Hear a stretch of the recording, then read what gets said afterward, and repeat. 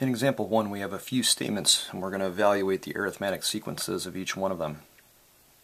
Part A says, what is the value of the 100th term of an arithmetic sequence with a formula of a sub n is equal to negative 6n plus 504? Well, if we want to know the value of the 100th term, shorthand for that is a sub 100. That's going to be equal to negative 6 times n, which in this case is 100, the index value, plus 504. Using our order of operations, we'll multiply first, then we'll have to add 504, and we get negative 96. So the value of the 100th term of this sequence with that formula is negative 96. It's the 100th value that would be there down the line. In part B, an arithmetic sequence has a formula, a sub n is equal to 3n plus 7.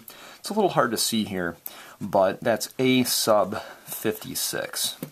And so the n is being replaced with a 56. We'll do the same thing on the right side then. 3 times 56 plus 7. 3 times 56 is 150 plus 18, which is 168.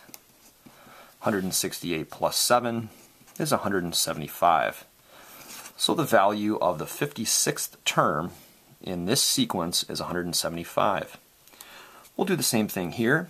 In this case, a sub 12 is equal to 5n minus 19, and the n again is being replaced with a 12, so we'll do the same thing on the right-hand side.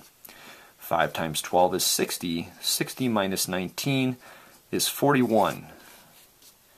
Just a couple more to do, B and E. In part D, an arithmetic sequence has a formula, a sub n is equal to 4n plus 5. We want to know the position of the term with a value of 149. This is a little bit different than what we just did. What we just did, we knew the position and we wanted to find the value. Now we know the value, but we want to find the position. We know that a sub n, or the value of that term, is 149. So we'll replace all a sub n with 149 on this one, and we're looking for the position. The position is n. N is 1 for the first term, n is 2 for the second, and so on. It's called an index value. It keeps track of the position of each term. We don't want to do order of operations here. What we want to do is solve for n.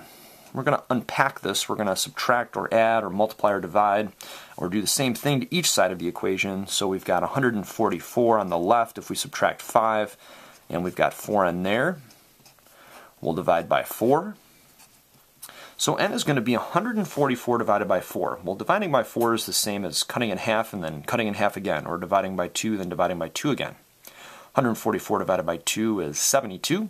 72 divided by 2 is 36. So we could say it's the 36th term for this sequence. The value of the 36th term is 149.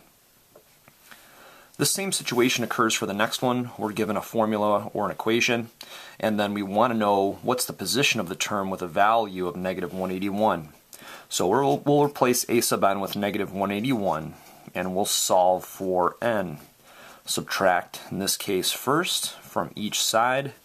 We're going to wind up with negative 328 is equal to negative 8n. Of course, positive 147 minus 147 is 0. We'll divide by negative 8, and I'm going to use the calculator for this. It's definitely possible to do this by hand, but I think this will be a little bit quicker.